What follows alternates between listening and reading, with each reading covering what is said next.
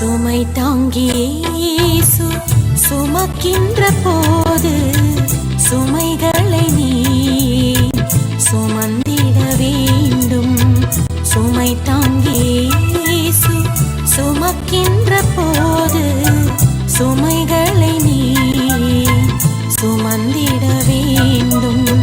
தீமை மூடாதுன்னை காக்கின்ற தேவன் இருக்கையிலே நீ கலங்குவதேன்? தீமை மூடாதுன்னை காக்கின்ற தேவன் இருக்கையிலே நீ கலங்குவதேன்? வருந்தி பாரம் சுமக்கும் நீயும் அவரிடம் வந்திடு.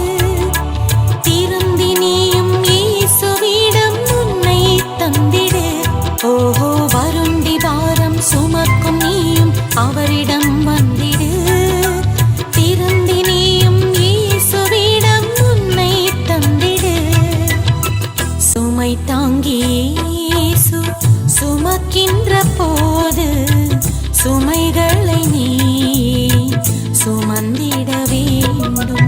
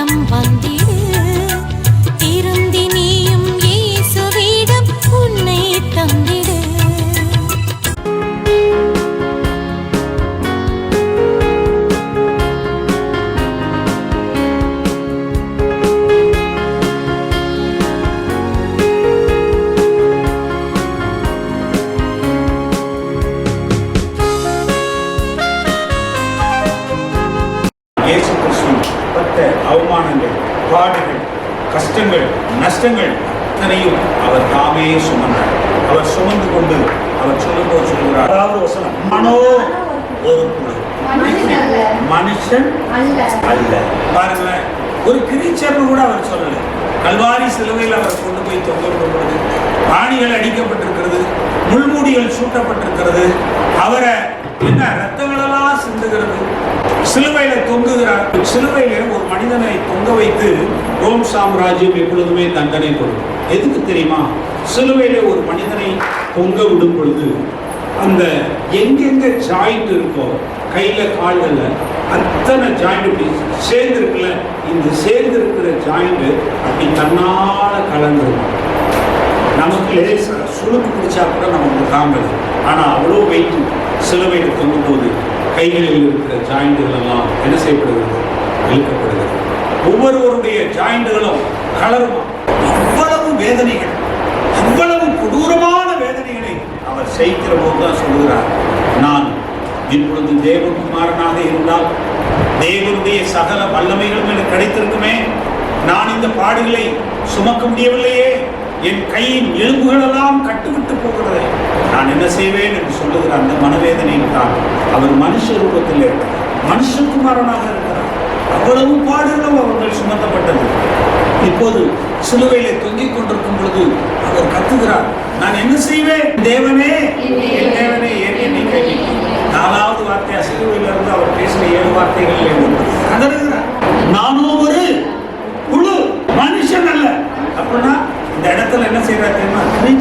மேல கொண்டு வந்தார். நான் ஒரு கிரீச்சர், ஒரு பறவை அல்ல, புழு. புழு என்பது வித்தியாசமான ஒன்று. எதற்கு வித்தியாசமான ஒன்று? மற்ற பூச்சிகளுக்கும் புழுவுக்கும் வித்தியாசம் நல்லா தெரியுங்க. புழு பூச்சி இல்லை. அதுக்கு வாய் எந்த பக்கம் இருக்கு, தலை எந்த பக்கம் இருக்கு தெரியாது. ரெண்டாவது, புழுனுடைய சக்தி என்ன தெரியுமா? நீ உதைச்சாலும் சரி, மிதிச்சாலும் சரி, அடிச்சாலும் சரி, நீ செய்யற அத்தனையும் அது என்ன செஞ்சிடும்? வாங்கிறதுக்கு ஒன்றே, திருப்பி நமக்கு பதிலாக என்ன செய்யாது? பதில் கொடுக்கவே.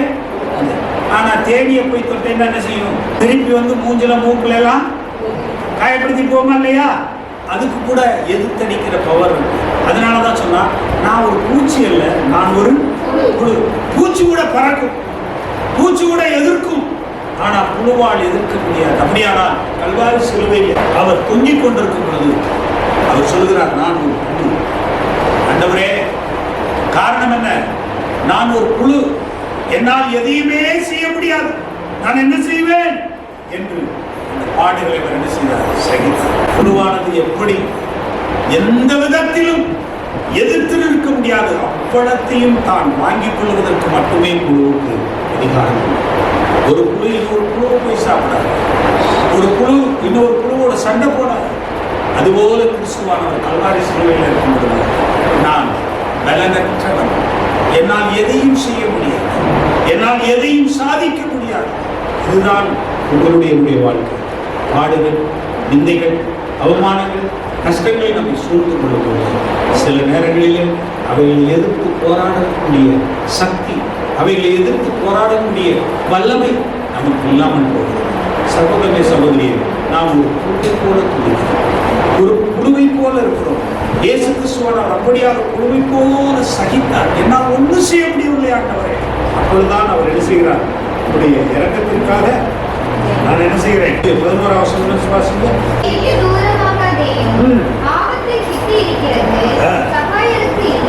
ஆபத்தை கிட்டி இருக்கிறது, சகாயம் இல்லை, காப்பாற்றுவாரும் இல்லை என்று அவர் துடிக்கிறார். நான் ஒரு புழு ஆண்டவர், புழு, எனக்கு எந்த உதவியும் இல்லை, எந்த சப்போர்ட்டும் இல்லை, நான் என்ன செய்வேன் என்று துடிக்கக்கூடிய நிலைமையில கூட நீங்களும் நான் இருக்கிறோம்.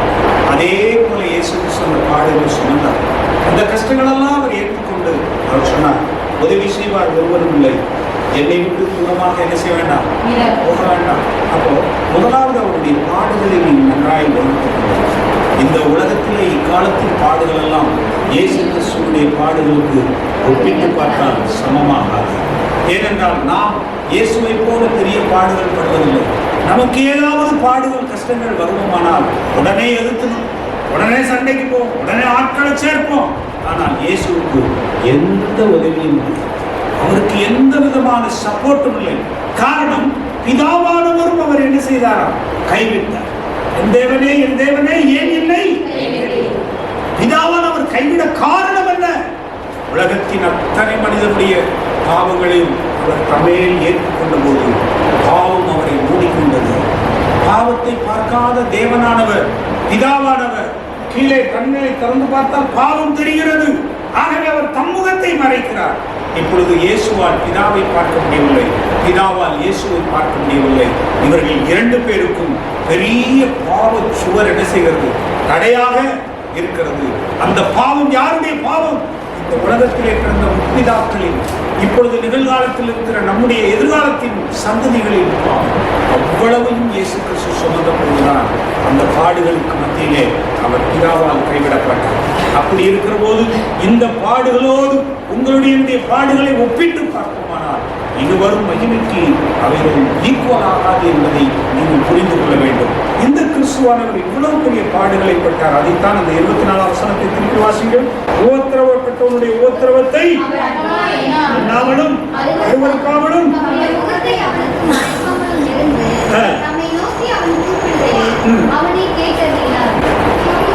அடுத்து அவர் சொல்லும்போது சொல்கிறார், முதலாவது காரியம் அவருடைய பாடுகளை குறித்து பார்த்தோம். இரண்டாவது காரியம் அவர் சொல்லும்போது விண்ணப்பம். அந்த வசனத்துல என்ன இருக்கிறது சொல்லுங்க?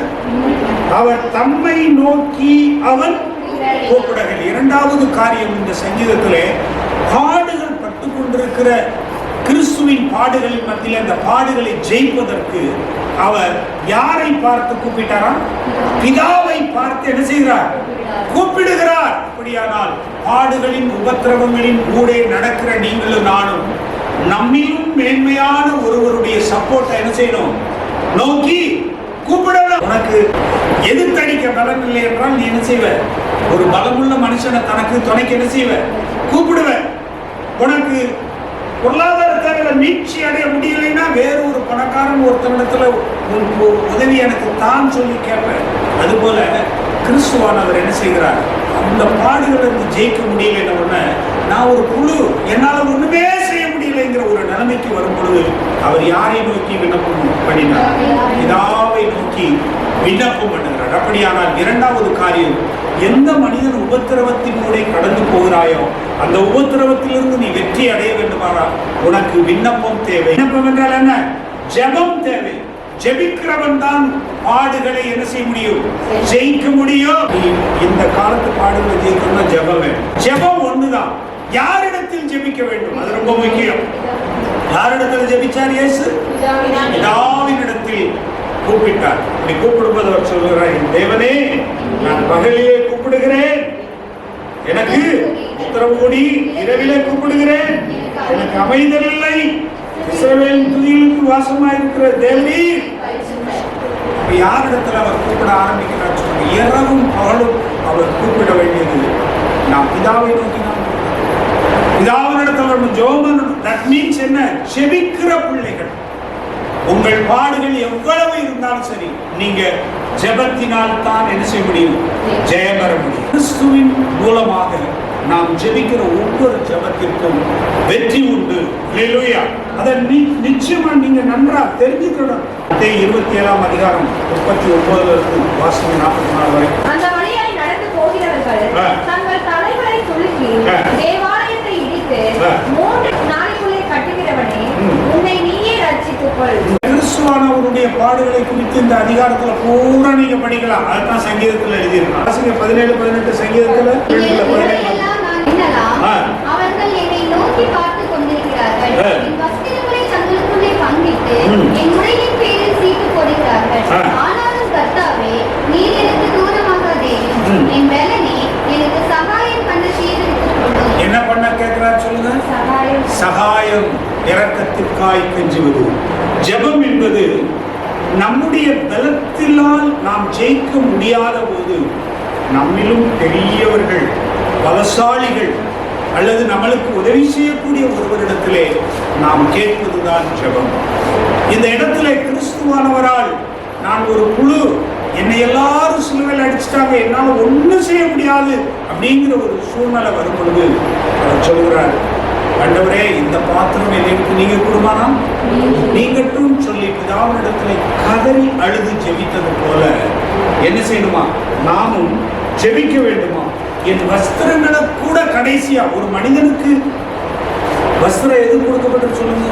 அவனுடைய அவமானத்தை மறைக்க, அவமானத்தை காப்பாற்ற. கடைசியாய் மனிதனுடைய உடம்புல இருக்கக்கூடிய கடைசி சொத்து அவனுடைய வஸ்திரம்.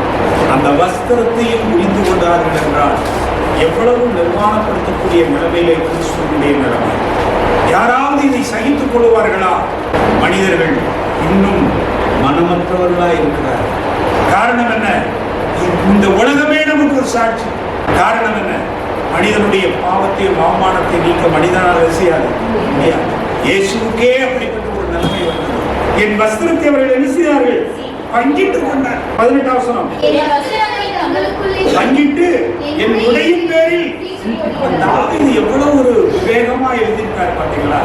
தாவீது தன்னுடைய வாழ்க்கையில நடந்த சம்பவங்களை வருகிற மகிமை உள்ள இயேசு கிறிஸ்துடைய பாடுகளுக்கு ஒப்பிட்டு சொல்லித்தான், நான் பட்ட பாடுகள் எல்லாம் ஒண்ணும் இல்ல, வர்ற இயேசு கிறிஸ்துடைய பாடுகள் என்னுடைய பாடுகள் எல்லாம் மகிமை உள்ளதாய் மாற்றிவிடும். என் வஸ்திரங்களை கூட ஒரு மனிதன் படுகிறார். அவ்வளவு அவமானத்தை இயேசு பெற்ற போதுதான் சொல்லுகிறார், நான் இனி என்னால் ஒன்றும் செய்ய இயலாது. பிதாவே, நீரும் என்னை உன் முகத்தை எனக்கு என்ன செய்தி மறைத்துக் கொண்டு பலனற்ற எனக்கு. நீங்க அப்படிதான் ஆண்டவரத்தில் செய்யணும். உங்கள் பாடுகள் அநேகம் இருக்கலாம். கஷ்டங்கள் இருக்கலாம், நிந்தைகள் இருக்கலாம், அவமானங்கள் இருக்கலாம். நீங்கள் ஒன்றை மாத்திரம் சொல்லுங்கள், பிதாவானவரிடத்தில் இயேசு எப்படி முறையிட்டாரோ அதே போல இயேசு கிறிஸ்துவிடத்திலே நாம் முறையிட வேண்டும். இயேசுவே, என் பாடுகள் இனிவரும் மகிமைக்கு ஒப்பிடத்தக்கவை இல்லை. எல்லா பாடுகளையும் நீர் தாமே என்ன செய்தீர்? சுமந்து கொண்டீர். நான் ஒரு புழு, எனக்கு ஒண்ணு இல்லை, எனக்கு பலன் இல்லை. தயவு செய்து என் மேல் இறங்கும் ஆண்டவரே. எனக்காக நீர் பரிந்து பேச உள்ளவா அந்த உலகத்துக்கு வந்தீர் என்று அவரை நோக்கி அவருடைய இரக்கத்திற்காக நாம் கெஞ்ச வேண்டும். இயேசு கெச்சமனை தோட்டத்திலே அவர் என் உடம்பெல்லாம் நீர்த்துளிகள் ரத்தமும் நீரும் கலந்து வருகிறதே என்று கதறி அழுத போது தேவன் பிதாவானவர் தூதன் என்ன செய்தார்? அனுப்பி இயேசுவை பலப்படுத்தினார், தேற்றினார். இயேசுவுக்கு ஒரு மிகப்பெரிய பலம் கிடைத்தது. அந்த பலத்தால் அவர் சிலுவை மரத்திற்கு கடந்து போனார். எனக்கு அன்பான தேவ பிள்ளைகளே, இயேசு கிறிஸ்துவானவருடைய ஜெபத்திற்கு பிதாவானவர் எப்படி பதில் கொடுத்தாரோ அதுபோல உங்களுடைய பலத்திற்கு ஜெபத்திற்கு அவர் என்ன செய்வார்? கண்டிப்பாக பதில் கொடுப்பார். அதைத்தான் இஸ்ரவேலின் துதிகளுக்குள் வாசமாய் இருக்கிறவர் எண்ணி பரிசுத்த எங்கள் பிதாக்கள் உம்மிடத்தில் நம்பிக்கை வைத்தார்கள். நம்பினார்களை விடுவித்து ஆண்டவரே, நீர் தயவு செய்து எங்கள் பிதாக்களுக்கு மனம் இறக்கி ரட்சிப்பை கொடுத்தது போல எங்களுக்கும் இந்த அவமானம், இந்த நிந்தை, இந்த உலகத்தில் இருக்கிற பாடுகள், கடன் பிரச்சனைகள், போராட்டங்கள், ஆண்டவரே ஏமாற்று சூழ்நிலைகள் எல்லாவற்றிலிருந்து தயவு செய்து எங்களுக்கு இரக்கம் காண்பீங்க என்று அவர் இரக்கத்திற்காக, அவருடைய கிருபைக்காக நாம் கெஞ்ச வேண்டும். பிதாவினிடத்திலே கிறிஸ்துவின் மூலமாய் ஜெபிக்க வேண்டும். நாம் ஜெபிக்கும் போது நாம் ஜெபத்தை கேட்டவர் பதில் கொடுக்கிறவராய் இருக்கிறார். அல்லேலூயா. மூன்றாவது காரியம் 24வது வசனம் சொல்கிறது, அவன் கூப்பிடுகையில் அவன் என்ன செய்தார்? கேட்டறினார். கேட்டறினார் மீன்ஸ் பதில் கிடைத்தது. அல்லேலூயா சொல்லுங்க. என்ன கிடைச்சது? பதில் கிடைக்கும். நாம் ஜெபித்தால் நமக்கு பிதாவின் இடத்தில் கண்டிப்பா பதில். அதுல எந்த மாற்றமும் இல்லை. இந்த பதில் எதற்கு இருக்கும் தெரியுமா? உயிர் தெழுதலை தரும். அல்லேலூயா. பிதாவினிடத்திலிருந்து பதில் குமாரனாகிய கிறிஸ்துவுக்கு கிடைத்தது. என் தேவனே, என் தேவனே, ஏன் என்னை கைவிட்டீர் என்று அழுதபோது, உன் முகத்தை எனக்கு ஏன் மறைக்கிறீர்? தாகமாயிருக்கிறேன் கதறும் போது பிதாவினிடத்திலிருந்து ஒரு பதில் வந்தது. நீ மரிப்பாய், மூன்றாம் நாள் உயிரோடு எழுந்தார். அப்போ இயேசு கிறிஸ்துவானவர் மரித்தார், ஆனாலும் மரணத்தையும் ஜெயித்தார். நம்முடைய வாழ்க்கையில ஆண்டவராய் இயேசு கிறிஸ்துவின் மூலமாக இவ்வளவு பாடுகளை அவர் பெற்றது மூலமாக அந்த இயேசு கிறிஸ்துவுக்கு நீங்கள் நானும் ஒரு விசுவாசம் உள்ள சந்ததிகளாய் அவரை நாம் பின்பற்றக்கூடியவர்களாக இருக்கிறோம். 19வது வசனம், ஆனாலும் கர்த்தாவே, நீர் எனக்கு தூரமாகாதேயும், என் பலனே எனக்கு சகாயம் பண்ண தீவிரித்துக் கொள்ளும். என் ஆத்மாவை பட்டயத்திற்கும் எனக்கு அருமையானதை நாயகரின் துஷ்டத்திற்கும் தப்புவியும். 30வது வசனம், அவரை சேவிக்கும் தலைமுறை தலைமுறையாக அது ஆண்டவருடைய சந்ததி எனப்படும். அவர்கள் வந்து அவரே இவைகளை செய்தார் என்று பிறக்க போகிற ஜனங்களுக்கு அவருடைய நீதியை அறிவிப்பார்கள். இந்த மூன்றாவது காரியம் தெரியுமா? நாம் ஜெயம் பெறுவோம். அல்லேலூயா. நமக்கு தேவனிடத்திலிருந்து பதில் வரும். அப்போ மூன்று காரியத்தை அந்த 24வது வசனம் சொல்லுது. பாடுகிறவனுடைய பாடுகளும் நிந்தைகளும் அவமானங்களும் நம்முடைய வாழ்க்கையில எந்த மூலையில எங்க இருந்தாலும் சரி, அவைகளை பிதாவானவர் மாற்றி கொடுப்பார். எப்படி மாற்றி கொடுப்பார்? நாம் அவரிடத்திலே முறையிடும் பொழுது. எப்படி? ஜெபத்தின் மூலமாக விண்ணப்பம் பண்ணும்போது இது நடக்கும். மூன்றாவது காரியம், நாம் விண்ணப்பம் பண்ணும்போது அவர் நமக்கு பதில் தந்து நம்மை அவருக்கு அவருடைய நீதியின் சந்ததியாக அறிவிப்பார். 30வது வசனம் சொல்லு, ஒரு சந்ததி சேவிக்கும். நீங்கள் நானும் கர்த்தருடைய ரைச்சஸ் சந்ததி, தெரிந்து கொள்ளப்பட்ட சந்ததி, புண்ணியங்களை அறிவிப்பதற்காக அழைக்கப்பட்ட சந்ததி. பைபிள்ல ரட்சிக்கப்பட்ட தேவ பிள்ளைகளை குறித்து, பாடுகளின் உபத்திரவங்களின் மத்தியிலே கடந்து வந்த பிள்ளைகளின் ஆசீர்வாதத்தை குறித்து சொல்லும்போது, இந்த ஜனங்கள் எல்லாம் எனக்கென்று ஏற்படுத்தினேன், இவர்களின் துதியை சோசன், நீங்கள் தெரிந்து கொள்ளப்பட்ட சந்ததி. அப்போ இனி வரும் ஒரு சந்ததி, என்ன சந்ததி தெரியுமா? அதுதான் கிறிஸ்தவர்கள், அதுதான் ரட்சிக்கப்பட்டவர்கள், அதுதான் திருச்சபையினுடைய மக்கள்.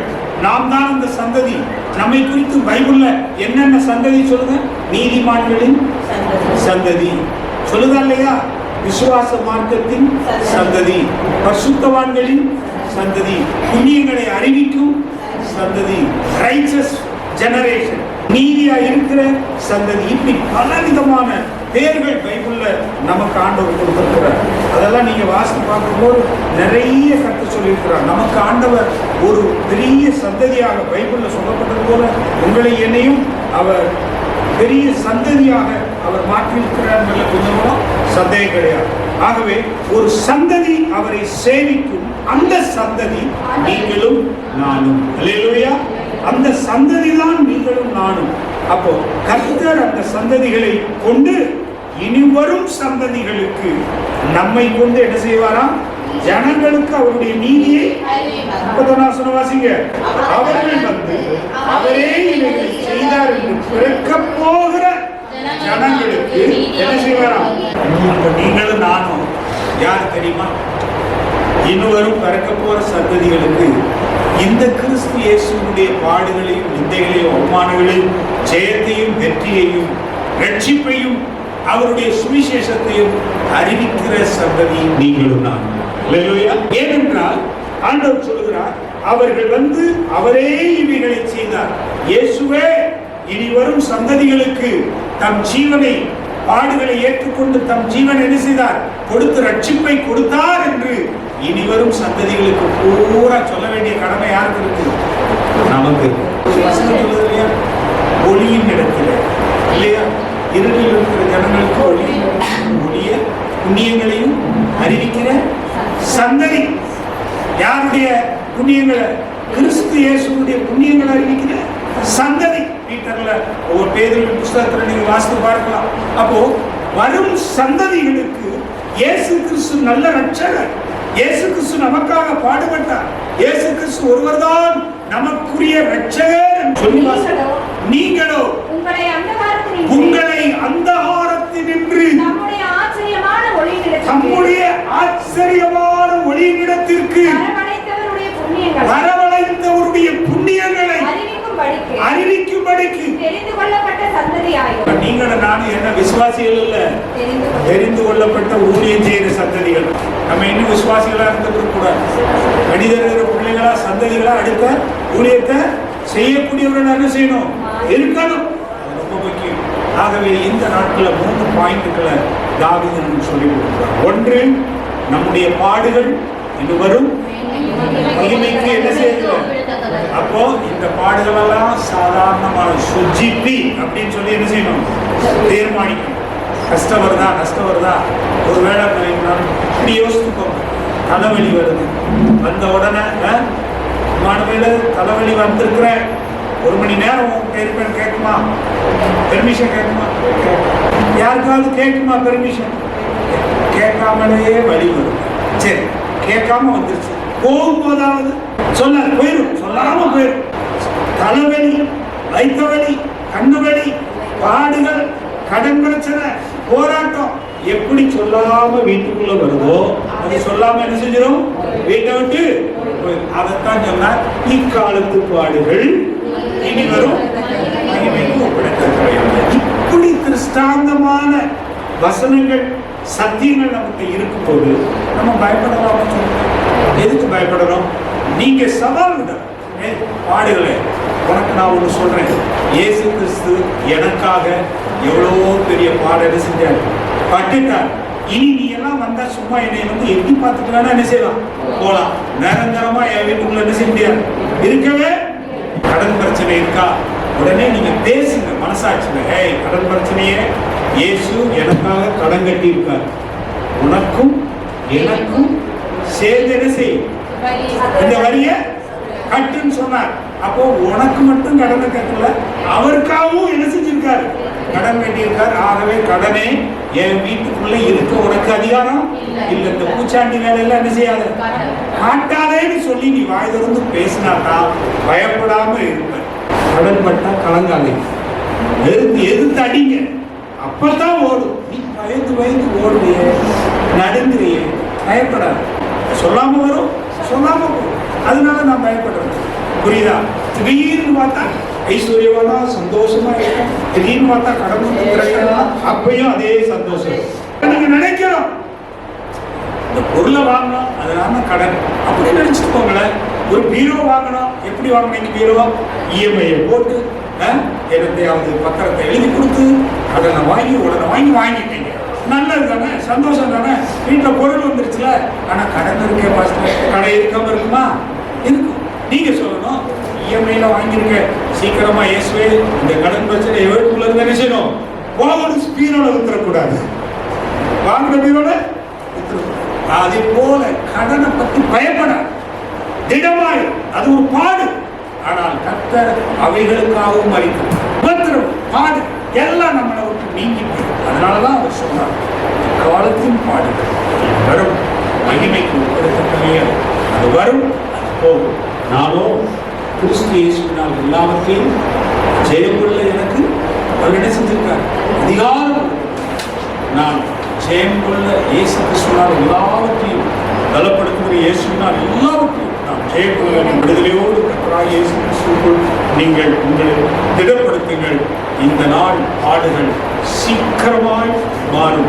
கர்த்தர் உங்களையும் என்னையும் திடப்படுத்துவார். கர்த்தரை நாம் வைத்துள்ளார். அல்லேலூயா. ஆண்டவரே, நீ கொடுத்த இந்த மாபெரும் நல்ல செய்திக்காக ஸ்தோத்திரம். தேவரே, உமக்கு கோடான கோடி ஸ்தோத்திரம். கர்த்தாவே, உம்முடைய நாமத்திலே ஒவ்வொருவரையும் பெயர் பெயராய் ஆசீர்வதிக்க வேண்டும். நல்ல செய்திக்காக திடப்படுத்தினதற்காய் பலப்படுத்தினதற்காய் உமக்கு கோடான கோடி ஸ்தோத்திரம் செலுத்துகிறோம். ஆண்டவரே, எங்களை நீ ஆசீர்வதி. அருமை இரட்சகர் மீட்பருமாகிய இயேசுவின் நாமத்தில் ஜெபிக்கிறோம் எங்கள் நல்ல பிதாவே.